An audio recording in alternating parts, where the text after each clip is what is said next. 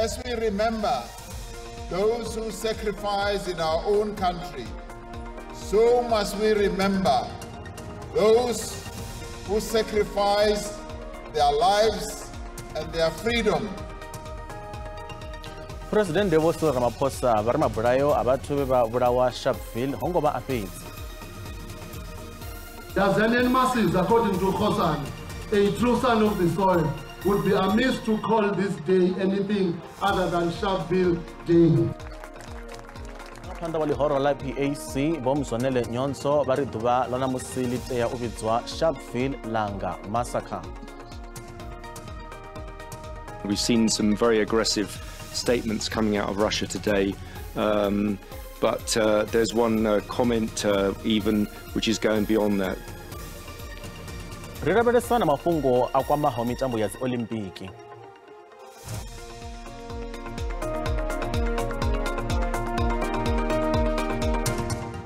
Da ndimadekwana ndine chanduko ligenge ndikopatanganedza kha mafhungo a Tshivenda pano kha SABC 2 ndadawafunda livosherwa ngavone enefwayani ngarive rothe. President Devoso Ramaphosa vari mabulayo a vathu veva vulawa Sharpeville hongoba afedzi nganda izwo vari honova na mvelaphanḓa khulwane siani ḽa u ḓisa tshanduko kha ḽino shango u bva tshe ha vha na muvhuso muswa wa dimokirasi miṅwahani ya 30. President vho ṋekedza maipfi mahulwane tshifhingani tsha u pembelela ḓuvha ḽa pfanelo dza vhathu ngei Sharpeville vunḓuni ḽa Gauteng. President Devoso Ramaphosa vho khoḓa mushumo wo itiwa nga mashango a tshaka nga zwo vhasela mulenzhe kha u vhofholola ḽine shango ḽa Afrika Tshipembe. Maipfi ya khoḓa zwi tevhela u pembela zwi a ḓo vhulawa vhathu vha re na tshivhalo ngei Sharpeville he vhathu vha swika vho 49 vha thuntshiwa nga muvhuso wa tshiṱalulwa nga ṅwaha gidi -60. As we remember those who sacrifice in our own country, so must we remember those who sacrifice their lives and their freedom in other countries as well in support of our struggle. Vhathu vha swika ḓana na fumalo vho vhulawa kha itsho tshiwo musi ho no ḓivhela miṅwaha ya 40 vhadzulapo vha Sharpeville vha khou ṱangana dziṅwe khaedu dzi ngaho vhushayi, u sa vha na ndinganelo ngeno vhaṅwe vha tshi khou kundelwa u ḓiphina nga mitshelo ya demokirasi. We have provided the social grants for children, the elderly, the people with disability, and have also gone a long way also to ensure gore le di grant tsena tsene re di kentse haholo batho ba sa sebetseng yona ena e le tsebang haholo e ya 350 se lo nyollwa jwale Zoralo lino la Afrika Tshipembe linthesa nga tshivhalo tsha vhathu vha sina mishumo ḽifhasini. President vha ri lino shango ḽi tea u vha nga nḓila dzoṱhe nga maanḓa vharema u itela uri na vhone vha kane mitshelo ya demokirasi. Our economy has changed. More and more people have been able to exercise the right to freely choose their trade and occupation, and our economy has trebled over the number of years. Zodira Vho Ramaphosa vho ita khuwelelo kha vhadzulapo vha ḽino uri vha shumise pfanelo yavho ya u khetha mahulwane vha takalela musi ḽino ḽa Afrika Tshipembe ḽi tshi khou livha khethoni nga ḽa 29 ḽa Shundunthule. Miṅwe miṱa ya vhathu vhe vha vhulawa mabulayoni a vhathu vhanzhi a langa a vho ngo dzhenela vhuṱambo ha ṅwaha ha vunḓu ha u elwa ḓuvha ḽeneḽi sa izwi vha tshi ri muvhuso a u thu vha itela tshithu. Muvhuso wa vunḓu ḽa Eastern Cape wo fara vhuṱambo ha u elwa ḓuvha ḽa ṋamusi ḽa pfanelo dza vhathu u elwa mabulayo a vhathu vhanzhi a langa e a bvelela vhuponi ha Kariega he kale ha vha hu tshi ḓivhea sa euthanasia nga ṅwaha wa gidi ḓaṱahe-fumaloṱhanu. Vhathu vha 35 vho vhulawa ngeno 27 vho tou huvhala musi mapholisa vha tshi thuntsha kha gogo ḽa vhathu vha tshi khou ya mbulungoni. We only had 2 meetings with the beneficiaries. The second one was yesterday, and they were not happy, but we shared with them as to what is the metro going to do in terms of assisting them. We shared with them what is the province going to do in assisting them. Asibonelele amaxhoba asibonelele Today is a holiday. It's a freedom day. South Africans should appreciate the freedom they are having today. It's a freedom that many of these people actually lost their lives for. It must not just be about us praying, staying at home. Mahora politiki pramendeni vo shumisa dzulo la khanedzano u pembelela ḓuvha la pfanelo dza vhathu sa nḓila ya u galatshya vhakhethi phanḓa ha khetho guṱe dzo lindelwaho. Khanedzano iyi yo vha i fhasi ha ṱhoho ine ya ri miṅwaha ya furaru ya ṱhonifho u itela khuliso ya pfanelo dza vhathu. Khetho guṱe dza vhusumbe dzine dza khou ḓa dzi khou ṱaluswa sa dzine dza ḓo vha dzi songo leluwa kha shango u bva tsha demokirasi. Mahoro Mahanidzi vhe vha dzhenelela kha khanedzano vho khakhamudzhana nga maipfi nga tshavho musi vha tshi khou sedza fhungo ḽa pfanelo dza vhathu. Because the DA believes in Swartgevarism, they seek to send a message to the US that these black people and Africans on their own, they will not be able to manage their own affairs, including elections. In the last 5 years, at least, we have seen the unprecedented flouting of human rights by the ANC government. We see people sleeping outside SASA offices and post offices, hoping, praying to get their social grants finalized. The 2024 elections must determine whether South Africa is happy with the decadence of the ruling party or want a new, uncompromising, unflinching commitment to recentering African life in everything, in every state and society. We don't need laws to rid this government of corruption. We need a new government. We need a new dispensation where actual human rights are respected and where there's actual service delivery, basic service delivery to the people out there, and not a power-hungry and corrupt government. The forceful grabbing of the microphone at Wateza in Nongoma was uncalled for and a disappointment in front of the king and the head of the state. Our leaders must grow, must be matured, and must be tolerant. I want to say to those in the Western Cape, if you do not want the Western Cape to be turned into a Zionist state, if you don't want the Western Cape to go to the hands of the West, rise, go and send, rise and rise now. Vali horo lebusina Mahoro Mahanidzi upomokananga chavo kha u kandeledza pfanelo dza vhathu. Uno ṅwedzi wa Ṱhafamuhwe ndi ṅwedzi une ha pembelelwa pfanelo dza vhathu khathihi na vhafumakadzi kha ḽifhasi namusi hu khou pembelelwa uno ṅwedzi kha zwiḓivheaho sa International Women's History Month. Minister ofisini ya Presidente Vho Khumbudzo Ntshavheni vho amba zwitevhelaho kha vhuṱambo ha u pembelela uno ṅwedzi.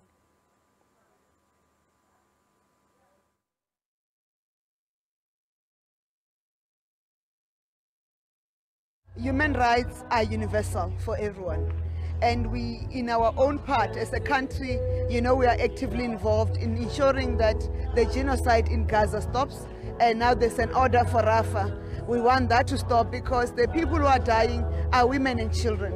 What we can do as South African women in that specific case is to help with raising medical supplies to make sure that the Doctors Without Borders are able to access the areas and treat. We are seeing other countries coming back to fund the UN mission for refugees in Gaza, and hopefully in Rafah. They're coming back when they pulled out.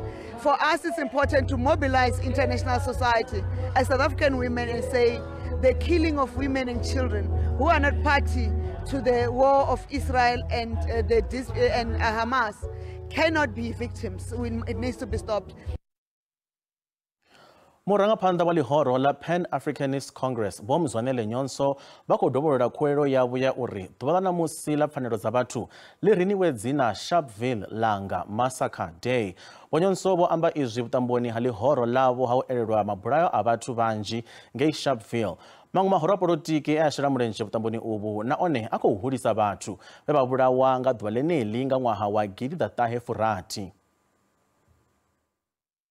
maoro a polotiki ofhambanaho o vhetshela thungo phambano dzao u itela u elelwa avo vhe vha lovha kha mabulayo ya vhathu vhanzhi fhaḽa Sharpeville nga gidaṱahe dzangano la PAC ḽi ḽa vha ḽone phangami kha mugwalabo wa shango ḽoṱhe o lwa na zwa uri mulayo wa basa dza kale wa tshifhinga tsha muvhuso wa tshiṱalula u fheliswe miṅwahani ya 44 yo fhiraho. Leri ḓuvha iḽi kha ḽi vhidzwe the Sharpeville Langa Massacre Day. Tanzanian masses, according to Khosan, a true son of the soil, would be amiss to call this day anything other than Sharpeville Day. This is not Human Rights Day. It remains Sharpeville Langa Massacre. Maṅwe maoro e a elelwa ḓuvha iḽi na PAC o sasaladza muvhuso kha u lenga u shandukisa dzina ḽa ḓuvha ḽa pfanelo dza vhathu. Maṅwe maoro a ri ono ḓifhela miṅwaha ya 4 ri kha muvhuso wa demokirasi fhedzi muvhuso a u ita tshithu u itela u shandukisa vhutshilo ha vhadzulapo. I think as South Africans we need to really reflect and revisit the 30 years of our democratic dispensation. Did it really bring us human rights? Unfortunately, some of us would really differ, and we can really give you evidence. Just really look at, as I said, how many women are being raped, how many people are being killed. The ruling party does not want to recognize this day. They don't want to recognize PAC and the giant of Africa, Robert Sobukwe. We stand here today across multiple parties and say the blood that was spilled here shall never be forgotten, as the outgoing president wants to expropriate it for themselves. Today, Sobukwe was mocked again. Today, Sobukwe was murdered again. Zwitshi zwo ralo nga ngei tsini na damu ḽa Dlomo ḽioro ḽa EFF na ḽone ḽo ṱoka midzi u itela u elelwa ḓuvha iḽi. We've come here to tell the people of the Vaal that they are the ones that liberated us here in South Africa, way before it happened in Soweto, way before it took hold in Tshwane and in other parts of Gauteng. It started here, and we want to remind them that this is the opportunity now on the 29th of May to go out and let that be their actual Freedom Day. Vhanyonso vho bula vhona Rias Maloto sa tshifeti nge vha bvisa ḽiṅwalo vha tshi khou ṱahisa ḽa uri tshigwada tshavho u bva kha PAC tshi ḓo dzhenela khetho nga fhasi ha dzangano ḽa Aljama. Vhanyonso vha ri Vho Maloto a vha tsha vha muraḓo wa dzangano ḽa PAC.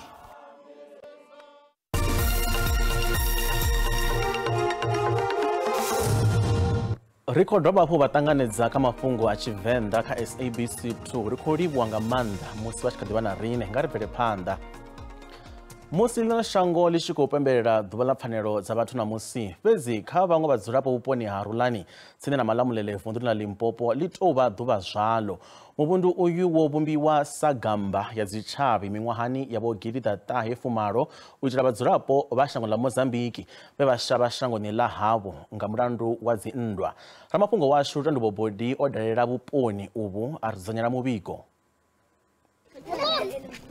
Hu tou vha hone hani ya vhushaya na thambulo hanefha tsini na ḓorobo ya Malamulele ndi kusi kwa Rulani vhadzulapo vho sokou dzula vho tielela musi vha khou phirimela tshoṱhe vhushayini. Vha fulufhela ḽiṅwe ḓuvha tshanḓa tsha musamari wa khothetshelo tshi ḓo swika khavho. Vhathu avho vho swika fhano miṅwahani ya vhugidiḓamalo musi vha tshi khou shavha nndwa shangoni ḽavho ḽa Mozambiki. Vha ri muvhuso u vho tou vha ita vho mushayaṱhama tsinde ḽa vulaḓa. Nangona ma swi vona ndhawu ya kona ku yi tshami njhani ku na mapatu loko movha yi fonela kumbe ambulance kumbe van loko yi ta la swi fanele u yi hlanganisa xikontiri mhaka ku hava mapatu ya straight se kumbe ta hela makumeka kumbe swi ta hela swi tirhisa ku yini a hi swi tivi. Vunga va sina basa dza muno na vana va va kona u vona thanziela dza mabebo. Na loko no kuma n'wana sweswi a bench stickfed xa n'wana ku va nyika xibedhlele ku va fanele ya ka sasa ku ya kuma stickfed a swi pfumeleri va byela ku famba ku tshameni kaya u kuma ku n'wana pasa xikolo heta grade 12 u vuya ta tshama la kaya se a hi swi twisisi kahle ku vana lava hi fanele hi swi endlisa ku na le Mozambique hi sukile khali 88 na vana lani nga na vona lava mina va sikisi a va ku tivi na le Mozambique sweswi na vana va 5 lava vambirhi lava za famba va heti grade 12 va fambile va tela va swikolo mhaka ku va amukeliwi swikolweni mhaka ku va hava tifanelo sikombela tifandele kumbe hi pfuna tifandele va kuma switifikeiti vana va hina na miximeko va kondela vukuma va to shumela u salala na ndala a swi oloveli ku kuma mintirho hikwalaho ko ho ti hanyisa ntsena hi ku kuma na a ti kumeti p-job ti va kota ku va kuma 10 randa a kota ku hanyisa muti va masipala wapo wa Collins Chavani va ri va nga si kona u shumela vhathu vo dzula uri siyo mulayoni vhathu vho no khou dzula hafhaḽani ndi vhadzulapo vho ḓaho fhano Afrika Tshipembe vha siyo mulayoni a vha khou wana dzibammbiri dzi no bva Home Affairs zwino riṋe sa masipala ri nga si dzhie tshumelo ra dzi isa kha vhathu vhane vha ḓa vha tshi khou bva nnḓa arali vha vha na dzibammbiri dzi no vha fhano hayani ngoho ngori vha khou dzula kha riṋe ra vha tshi ḓo vha isela tshumelo vha khomishini ya pfanelo dza vhathu vha ri vha ḓo ṱoḓisisa fhungo iḽi arali zwi zwone zwo rona vhathu vhane vha vhona uri vha khou bva hafha kha vhahora vhathu vha Mozambique vho ḓaho nga tshimiseko nga tshimusi madzingo ende zwa zwino a vha khou wana dzi service kana a vha khou wana dzi tshumelo dza muvhuso zwine ra nga amba zwone ndi zwa uri South African Human Rights Commission kana commission ya pfanelo dza vhathu ri nga si tende nyimele i tshi dzula tou ralo ngori havho vhathu zwine zwa vha zwone ndi zwori hezwi vha kha shango ḽashu vha tea u wana dzi tshumelo na vhone fhedziha ri funa u zwi pfhesesa zwori vha wana dzi tshumelo dzoṱhe nga maanḓa zwine ra zwi vhidza upfhi ndi dzi basic human rights dzine vha tea u tshila na vhana vha tea u ya zwikoloni zwi tou vhofha uri vhane vha zwikoloni musi ri tshi khou ḓisedzulusa uri vha nga thusiwa nga nḓilaḓe zwo ralo vha muhasho wa zwa muno vha ri fhungo iḽo ḽi nga nnḓa ha maanḓa avho Lutendo Bobori, SABC News, Rulani. Mulangavundu wa Limpopo Boston Mathabata vari muvhuso wavo u khou ita mvelaphanḓa semi ḽa u khwinifhadza nḓisedzo ya maḓi tshiṱirikini tsha Sekhukhune. Naho maḓi a iṅwe ya pfanelo dza ndeme dza vhadzulapo, fhedzi vhadzulapo vhanzhi vha khou lila nga maḓi. Mulangavundu wa Limpopo Boston Mathabata vari vho no kandela phanḓa vhukuma kha u vhona uri vhadzulapo vha vhupo ha Sekhukhune vha vhuyelwavho nga u wana pfanelo ya nnyi na nnyi ya maḓi. Tshiṱiriki itshi ndi tshiṅwe tsha zwiṱiriki zwine zwa vha na khaedu khulwane ya ṱhahelelo ya maḓi naho hu na madamu mavhili mahulwane vhukuma. The only problem that we are having now is through coordination. The coordination between ESCOM, the municipalities, and the National Department of Water Services, and I think of water and sanitation. And I think where I am right now, you know, where I am, I can't say I'm satisfied, but I would say that I'm almost satisfied that we are getting there. Vho Mathabata vho dovha hafhu vha kaidza fhungo ḽa tshiwo tsho bvelelaho zwene zwino tsha zwiito zwa tshiṱalula vhuponi ha Groblersdal. We still have those few Afrikaners who are in areas such as Groblersdal and the like, you know, who still want to live in the past. Vhaṅwe vhadzulapo vha ri a vha vhoni vha tshi nga pembelela ḓuvha iḽi sa izwi na ṋamusi vha sathu wana pfanelo dzavho dza nḓisedzo ya maḓi. Musho wa rena wa leka maḓi diphetogo re natsho mara go sana le tšedi šothago go tlhokego ya mešomo. Nna ke nyaka bona ditsela tša gore na di lokile le batho ba ba hlokago metsi ba go tshwana le rena so ke tswa ke le ga Malakane ke hloka metsi a mbona ke le mo. Ḓuvha ḽa ṋamusi ḽa pfanelo dza vhathu ḽi khou ḓa ḽino shango ḽi tshi khou fhedza miṅwaha ya 34 ya dimokirasi. Vhana vhaṱuku vha khou dzhia vhuḓifhinduleli ha tshanduko dza kilima phanḓa ha ḓuvha ḽa ḽifhasi ḽa zwa tshanduko dza kilima mafheloni a ino vhege. Vha tshumelo dza u bvumba mutsho vha khou ranga phanḓa fulo iḽi ḽa vhana ḽa u shela mulenzhe kha zwa mutsho. Afha ndi hune vhana vha hasha mutsho nga ḓuvha ḽeneḽi ḽa ṋamusi zwine zwa tshimbilelana na ṱhoho ya ṋaṅwaha ine ya ri at the front line of climate action.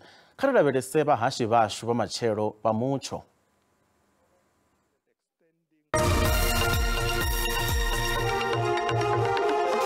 Matekwana, kha ri sedze mutsho wa dzi 21 Ṱhafamuhwe 2050. U ḓo dudela ḓoroboni ya Bulugwane sa nṱha dzi ḓo swika 28 degrees Celsius. Ndo livhuwa nga dzina ndi pfi kha ri ndomiswe Ndi madekwana, kha ri lavhelese mutsho wa matshelo nga dzi 21 Ṱhafamuhwe 2050. Ngeno Mpumalanga, Mbombela hu ḓo vha hu khou dudela. Dzi temperature dzi ḓo gonya dza swikela 30 degrees. Nga masiari hu ḓo ḓa na makole. Ndo livhuwa. Ubujamo bezulu ngo-1950 ilanga litshisa kwamambala abantu abayelele basisela amanzi kanti-ke endaweni ezinye lithi ukupholaphola. Ngiyathokoza.